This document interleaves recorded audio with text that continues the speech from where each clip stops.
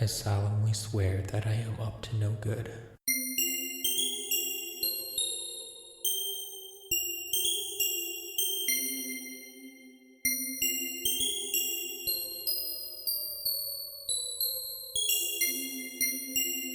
Hey everybody, welcome to the Tales from Godric's Hollow podcast.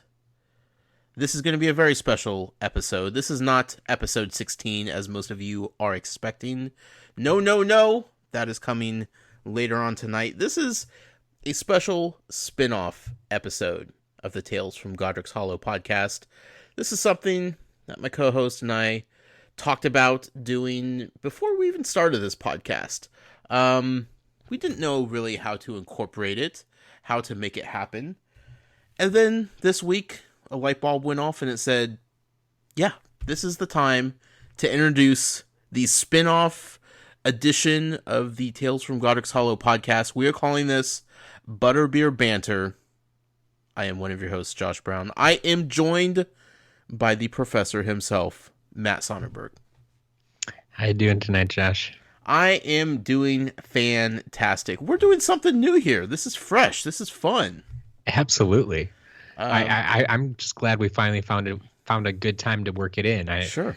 I had no doubt that we could make it work. Mm-hmm. It was just a matter of when should we introduce it and what should we talk about and that type of thing. And like you said, it just kind of fell into our laps. Yeah. And let's be real. Butterbeer Banter is a hot name. Like that's a Absolutely. Pretty solid name. And you get all the credit for that. You came up with that long ago. And we've had it in our pockets this entire time, waiting to unleash it on the world. It's been good. Yeah. It, in my opinion, it makes perfect sense for these breakout episodes. Sure. There was a moment when we were like, well, maybe we could make a segment on the podcast called Butterbeer Banter. Yeah. And then how we started doing the podcast, once we got into a groove, it didn't really seem to fit anywhere. Not so much. Like, you don't need to name segments, catchy little titles. It's kind of silly. But do you need to name a spin-off episode? Absolutely you do, Matt. Yep. And let's be real. There are plenty of things going on in the world of Harry Potter these days that's worth talking about, that I feel we should be talking about, because, let's be honest, we're both kind of fans now. I mean, you've been a fan. Yes. For a long time.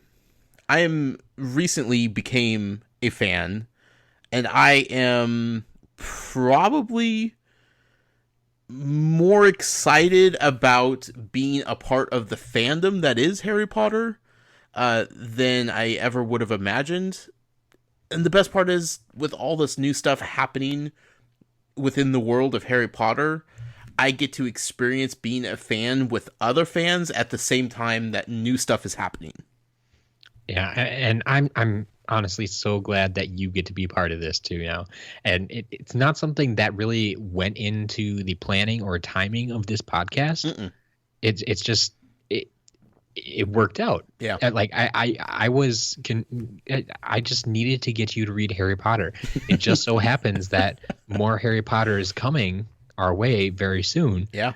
But my initial goal was just get you to read the original. Mm-hmm. I didn't care if you went past that. Sure. Now it certainly sounds like you want to continue on with all the Harry Potter you can find, hopefully. Mm-hmm. But it just worked out that way. That's the timing of it, and maybe that's why it took so long to get started. Maybe. I was just waiting, Matt.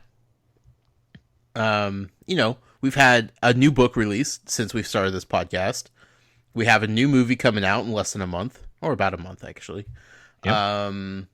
We have games coming out. We have old games being remastered. We have... That's coming out this week. Yeah, I know, Matt. I know. It just blew my mind this past weekend. I totally forgot about it. And then, I was listening to one of your Joys of Games podcasts. Mm-hmm. I'm a couple weeks behind there, but you guys brought it up there. I'm like, oh yeah, that's this week. Yeah. Yeah. Weird, huh? Yeah. Yeah.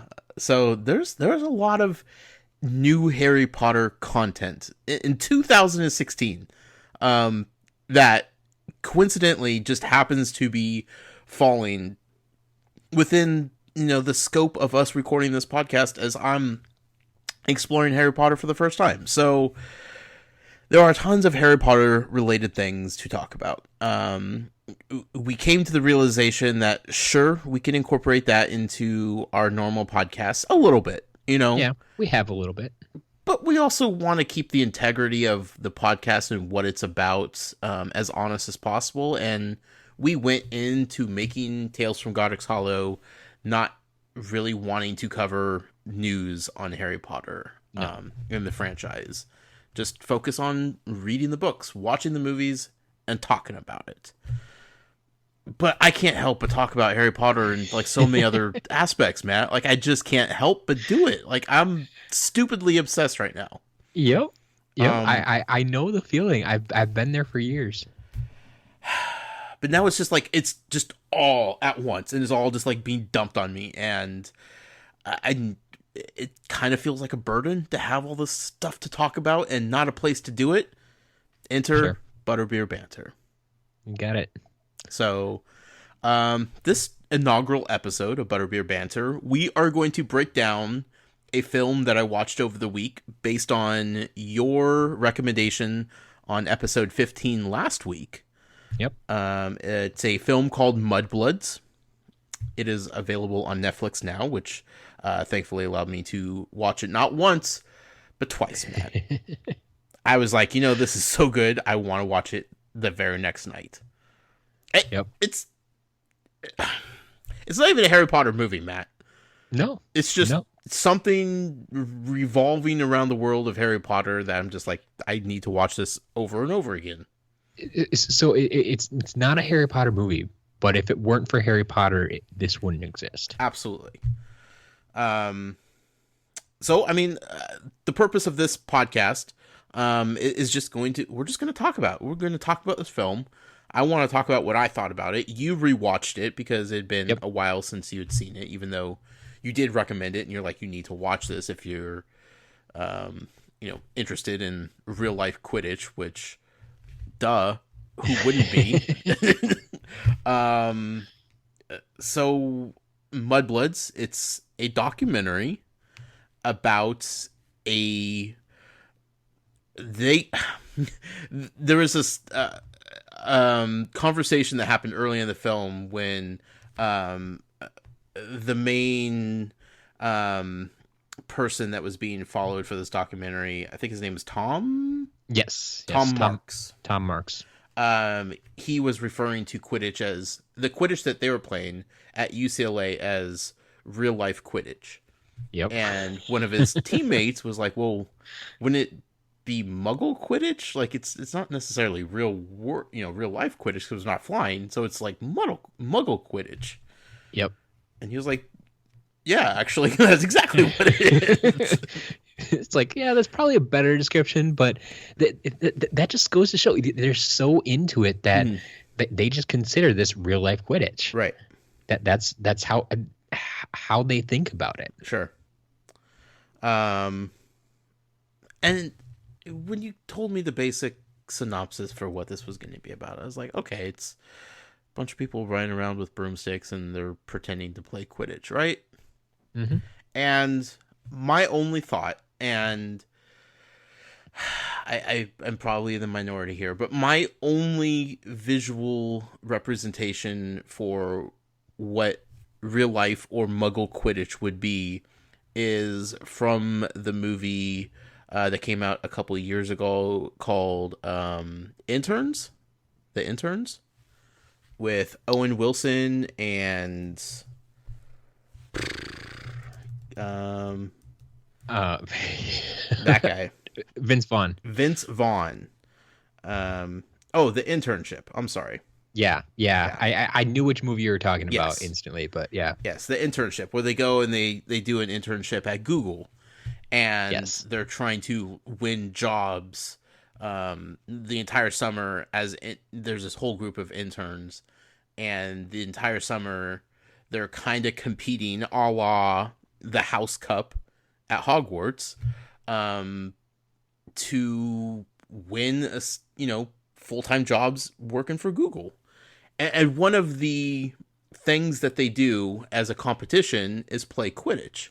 And these old guys, Vince Vaughn and Owen Wilson, they've never heard of Quidditch before. They didn't watch Harry Potter, apparently. And they thought it was kind of silly and ridiculous. And they finally got into it. And, you know, it was elaborated and exaggerated and probably was a little bit more silly. Just kind of poking fun at the people that might be playing Muggle Quidditch, if you will. Yeah. Comic relief, definitely. But I kind of felt connected to that because I was like, I empathize with these characters because they don't know what they're doing, and they're just going out there and playing the rules of whatever these people say is. You know, it's a made up sport. So anytime I think of Muggles playing Quidditch, that's my first thought.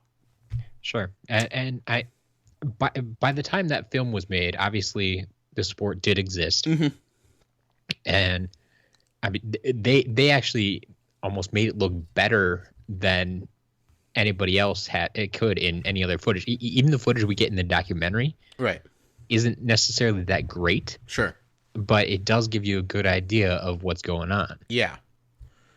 But I didn't take it seriously in the movie, you know? Yeah, yeah, and I don't think you're supposed to. Like, that actually kind of reminded me of what they were saying in the film when, like, they're at a major college, UCLA. Mm-hmm. Yep. And all the other, if you're not involved with the Quidditch team, you basically didn't get it. Right. And they said, like, their harshest critics were the other athletes at the school. Yeah.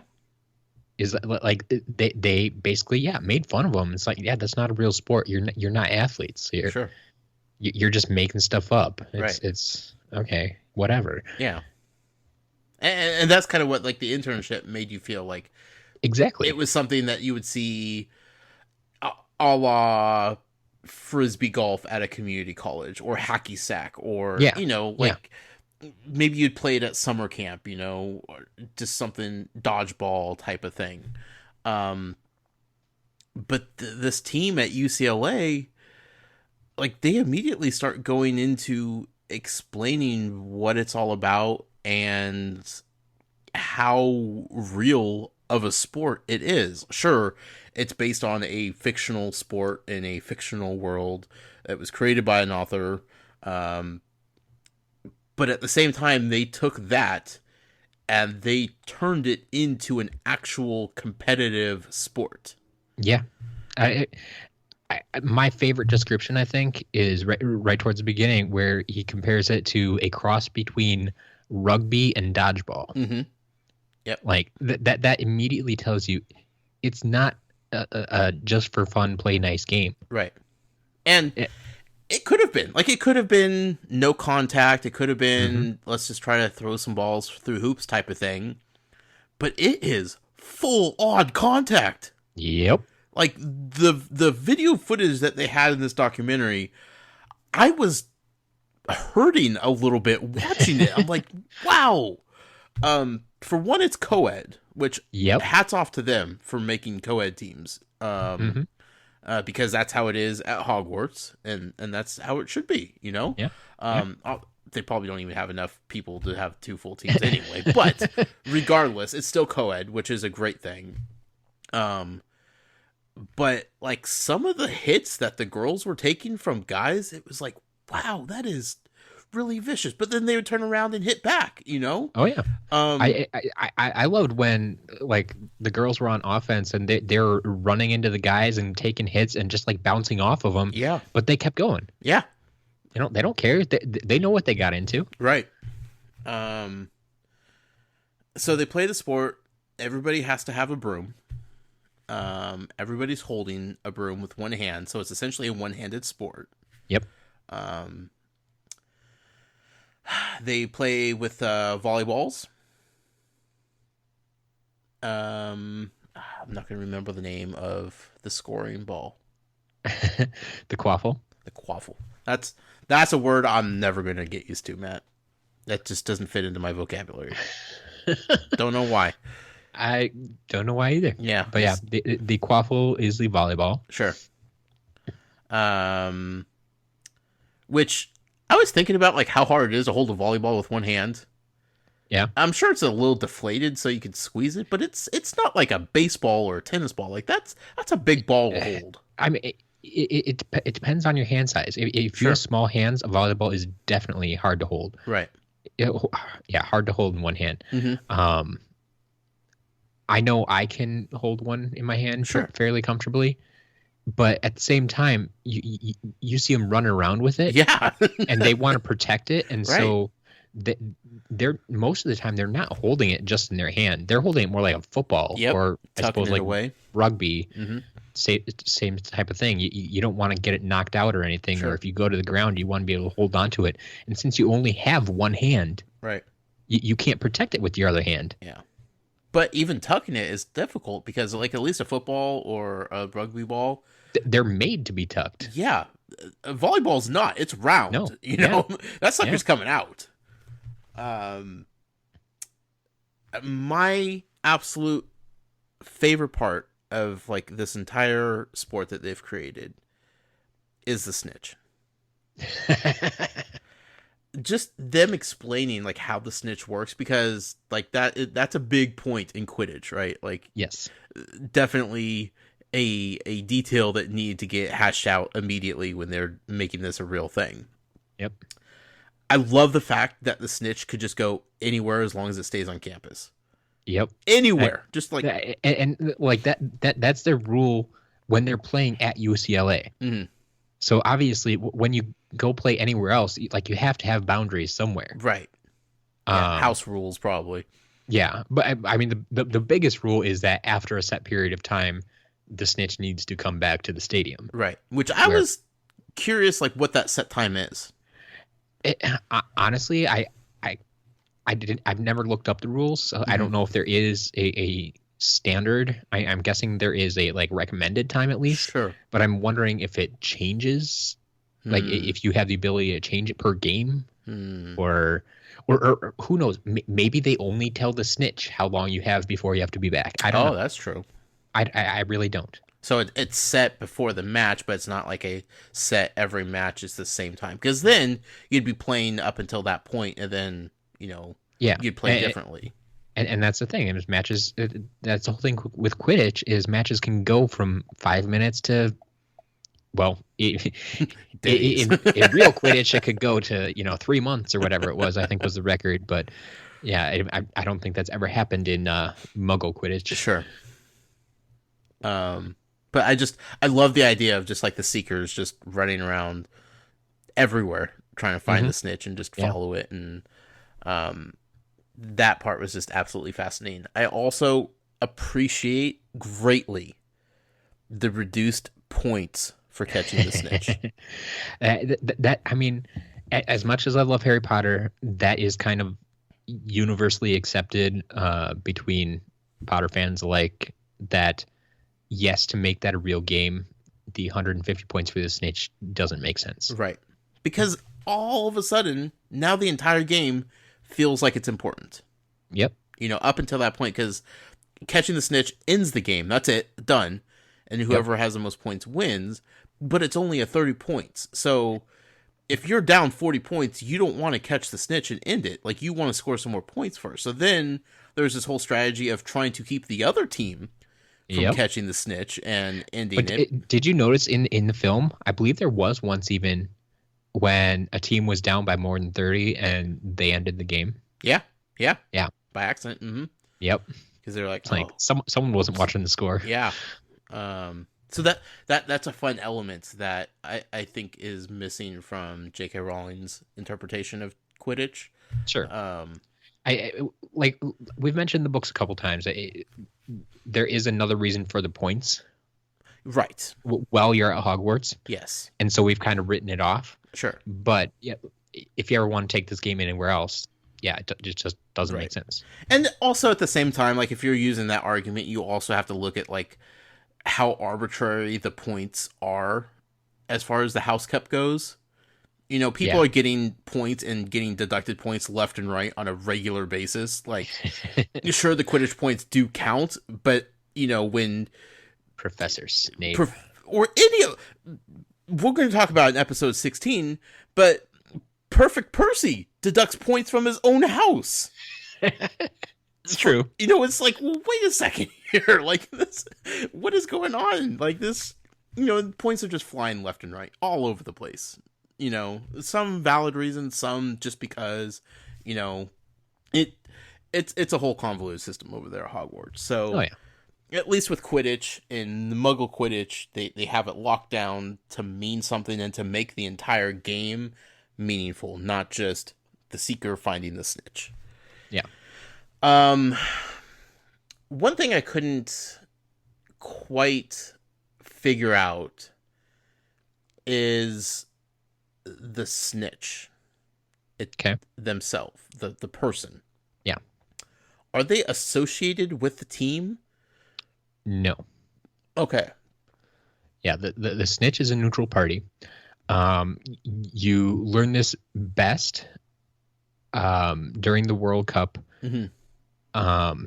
Well, there's two ways I can see you might catch it. One is before every match, they introduce the snitch to both teams. Okay, right. You kind of see them just running around. It's like, and this is your snitch, because the seekers need to know who they're supposed to be catching. Yes. Because there are going to, especially at the World Cup where there's multiple matches going on, you need to know which snitch is yours. Which I think that actually happened in one of the matches when there's another snitch on another field. It's potentially, yeah. Yeah. And the other time I remember is when they had like the opening ceremony parade announcing all the teams. Right before the teams was a big group of snitches. Okay, I think I missed that. Yeah, and they're just like, and here are your snitches, and like it's just a giant mass of like 30 snitches. Right. So World Cup, I understand. Like I definitely figured out that they wanted to be neutral snitches. Yep. But like when the schools are playing each other, like not in the World Cup, like when UCLA travels to somewhere to go play another team, do they just pull some random person from campus? Like, do they each provide a snitch? Like, well, yeah, I think obviously I should look into these rules some more because now I'm curious. I guess the way I've thought about it is, I guess either they could each provide one, but it can't just be a random person because the snitch still needs to know what's going on. Right. And needs to know the rules and what they can and can't do. And I mean, obviously, as they stated in the movie, the snitch can pretty much do anything. Right. But little nuances like if you remove the seeker's headband, they can't catch you right away, and that type of thing. Right. Like if UCLA, like not in the World Cup, if they went down to play USC, you know. Yep. Like, where does the snitch come from? Like, if the snitch was from one of the schools, inherently there's going to be some bias. Be some bias, yeah. And I don't know offhand. Okay. I guess they've probably developed some system, like maybe there is just a where part of the stipulation of creating a team in your area or I don't know what they have, guilds or whatever in your area for Quidditch, is that you have to get a group of snitches along with it. Right. I don't know. Yeah. Just little details I was curious about, you know. Yep. Because obviously everybody wants to play fair, you know, but I was just kind of fascinated by how the whole snitch thing worked. Yeah, I do appreciate too that it's not really brought up anytime, but you see him a couple of times, and it's mentioned once during the controversy at the end. But there is a snitch ref. Aside from the ref watching the rest of the game, right? There's a ref just watching the snitch. Yeah, because there's so many rules and intricacies things that could go wrong with it. Right. That you do need a separate person watching. Yeah. The film itself, I thought, was really well done. Yep. You pointed out it was a Kickstarter back in 2014. They had a goal of $25,000. They hit their goal and a little bit more of. They got 26,965 according to the Kickstarter page to make the film. They had a bunch of cool little tiers of being a backer for it. I liked the Tom kid a lot. Like, you could tell that he was like super passionate about what he was doing with Quidditch. Definitely. There was one point at the end during the team banquet. I couldn't tell if he was serious or not, and I'm still thinking about it to this day. Yeah. When he said he made some, I don't know if it was just a joke or a line when he said, I know I'm only halfway through book 3, but and I was like, well, I guess that's possible. Like, he could totally come up with Quidditch without having read all the books. Like, but would somebody who hadn't been invested in the entire series be this invested into making and being a part of this sport? Yeah. So Tom didn't invent the sport. Right. He created the team at UCLA. Yeah. And like he never actually played it, from what I could tell. Yeah. He was like the coach. Yeah, he was the coach. Mm-hmm. He reminded me of the kid in Mighty Ducks. Adam Banks? No, not Adam Banks. Charlie. Who was like kind of the team captain, but realized he was probably a better coach than a player. Yep. That's who he reminded me of. Yep. That's a good comparison. Yeah. Like I obviously they said they had been doing this for 3 years, mm-hmm. and he was one of the people who had been there all 3 years. Right. And so I don't know if he has always been the just coach and coordinator type of person, or if maybe the first year he did play if they didn't have enough people or something. Right. And as they gained more people on the team, he stepped back and said, okay, I just want to coach. Yeah. Maybe that's how it went. I don't know. I kind of had the feeling he probably played the first year. Then they got some really good players. You kind of figured he must have. I mean, it makes the most sense. Yeah. But could you tell whether or not he was serious about reading all the books? I've always both times I've watched the film, mm-hmm. I had assumed that he was not joking. Okay. There is enough Quidditch in the first 2 books. I mean, you've seen it already. Sure.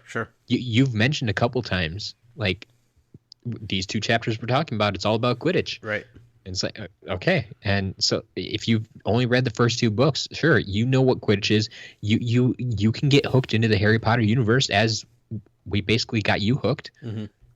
So I can totally see that he'd be passionate enough to say, hey, yeah, this is a thing. We should do this here. Yeah. And it's possible that he's seen the movies also. Very true. Yeah. Very true.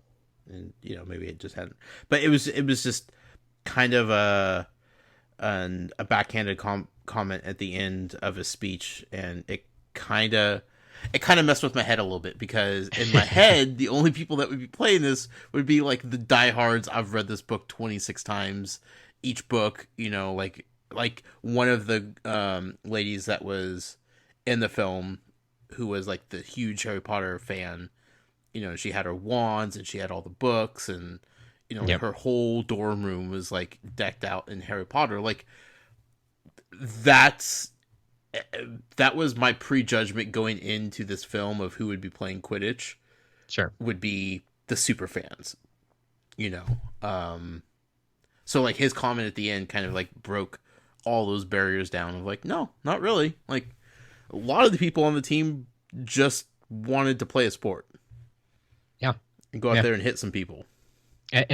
But they did basically mention that they were all Harry Potter fans. Yeah. And that's what brought them together. Right. And that's something. Was her name Katie, the super fan? Mm-hmm. Yes. She made the point of, I don't think I've ever met like a bad Harry Potter fan. Right. Like, Harry Potter fans are very welcoming. Mm-hmm. they want you to become part of their group, as I wanted you to become part of this fandom.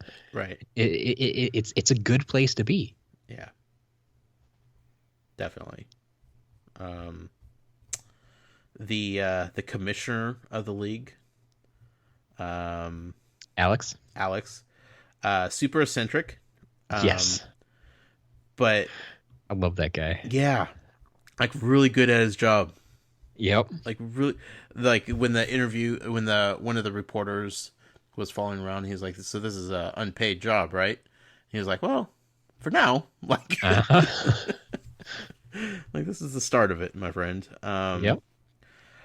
He knows where it's going. Yeah, just overall, like the vibe of the film was just really fun, really positive, really cheerful. I do want to say, like, I would totally be okay with kids watching this. There is some language in it. Yeah.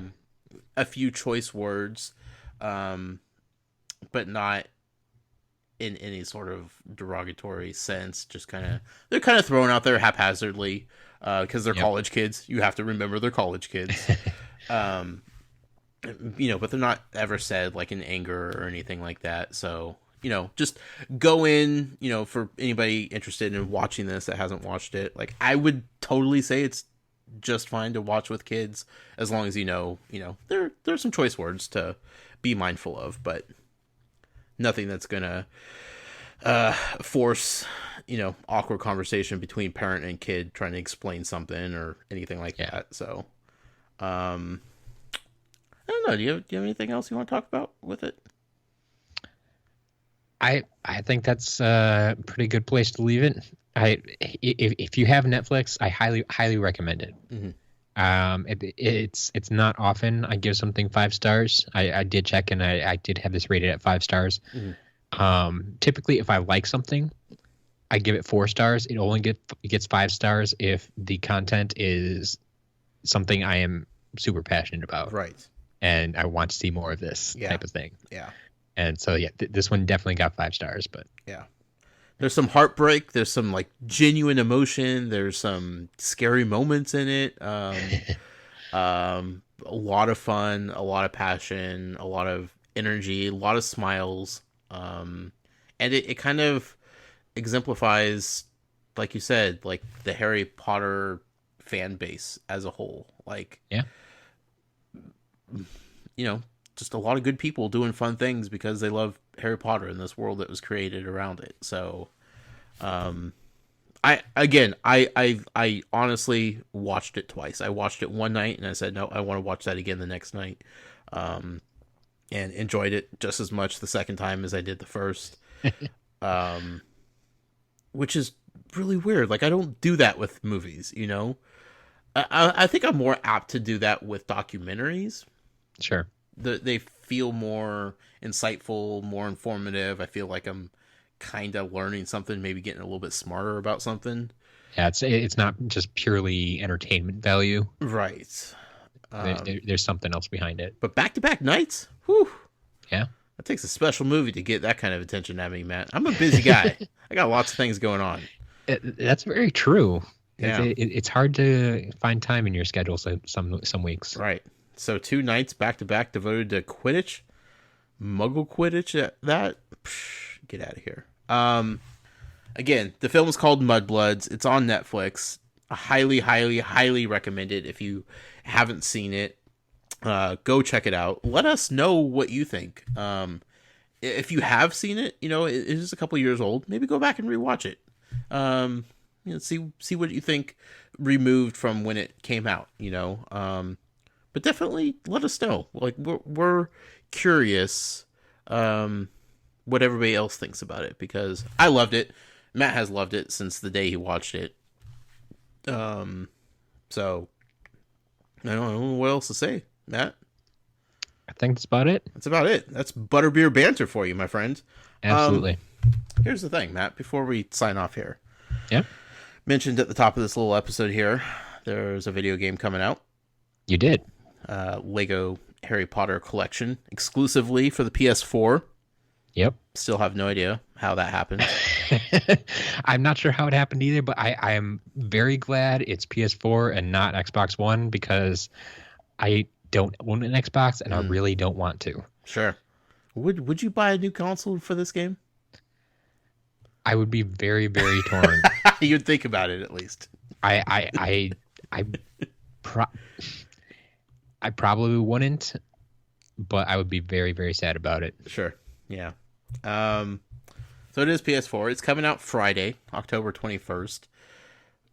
We're going to do a giveaway, Matt. Are we? We are. I like it. We're going to give away a copy. Obviously, the winner needs to have a PS4. I don't want anybody to win that's not a PS4 owner because that completely defeats the purpose. It's on my list of games to get, Matt, but I don't know if I need to get it day one because I can't play it. You can't play the whole thing. No, I can play the first chapter. Yep, the first year. And then I could play, like, very carefully the second year. Little bit by little bit. I don't know how it progresses, but don't worry. I will be playing through it as soon as possible. Yeah. And yeah, definitely letting you know. From what I remember, it's laid out pretty well that like you can kind of hit up to you should be.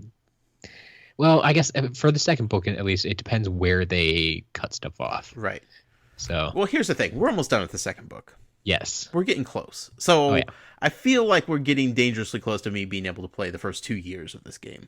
Oh yeah. It didn't help that somebody wrote in on our Twitter and it was like, guys, there is totally a denoming mini game inside that game. And I'm like, you've got to be kidding me. Like, Matt, you can't prevent me from playing a denoming mini game. I know. You can't do that to me, Matt. I can't wait 2 years to play this game. Not going to do it. No. Can't do it. So I don't expect you to. I'm going to get it eventually. I don't know if I'm getting it this Friday, but I'm going to be getting it soon because I need to check it out. Sure. For the sake of doing another Butterbeer Banter. We're going to have to talk about it some. It's true. We will. You're going to play it. I mean, we're going to have to pull you away from Skylanders at one point. Yeah. This would be a perfect game to get you out of it. I'm not really sure how that's going to work. Sure. Where my time split's going to be, but we'll give it a couple weeks. Yep.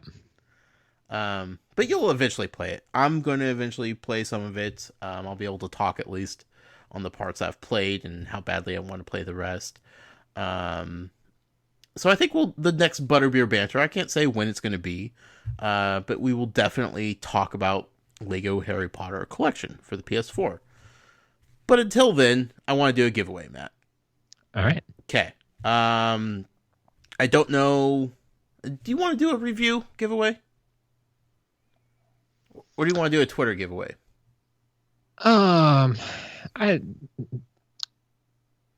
It's up to you. Okay, we'll talk about it. We'll figure it out. Yeah. But this week we'll have some sort of giveaway up. We'll definitely let you know how to enter via Twitter. So you don't have to wait until the next recording to find out whether it's a Twitter giveaway exclusively, whether it's leave a review and win a copy. But we're going to be giving one away for the PS4. If you don't have a PS4, you help us promote the giveaway. But, let us know, hey, I can't win this. Or maybe you know somebody that has a PS4. You could win it for somebody else. I don't care. Or you could just go over to their house and play it. There we go. Do something with it. Lego is great in co-op. Yeah, absolutely. Or just go buy a PS4. That's a solid option also. There you go. Yeah. They just came down in price, right? Yeah. The slim model. Yep. So we'll be doing that, Matt. How's that sound? Sounds good. Fantastic. So be sure to follow the show on Twitter at Tales from GH, and we'll have all the information about how this giveaway is going to go down up on there, I promise. And for everybody else, the game does come out this Friday, the 21st. So check it out because it's going to be fun. You can find me personally on Twitter at The Noise with a Y. And Matt, where can people find you at? You can find me personally on Twitter at As a Matter of Matt. or if you want to reach the show, including Butterbeer Banter, you can get a hold of us at Tales from Godric's Hollow at gmail.com. That's right. Yeah, write in. Let us know what you think of Mudbloods. Even a couple sentences, you know? If it's more than what it'll fit in one tweet, send an email. There you go. It'll be fun to hear what you guys think of it. Yep. But this has been a fun episode of Butterbeer Banter. I can't wait to do one of these again. I look forward to it. But we have another show to do, Matt. We do. We're going to do episode 16. This is going to be an overwhelming amount of Godric's Hollow content for the listeners out there. But it's all good. Oh, it's so good. Trust me. It's going to be golden. But until next time, Muggle out. Mischief managed.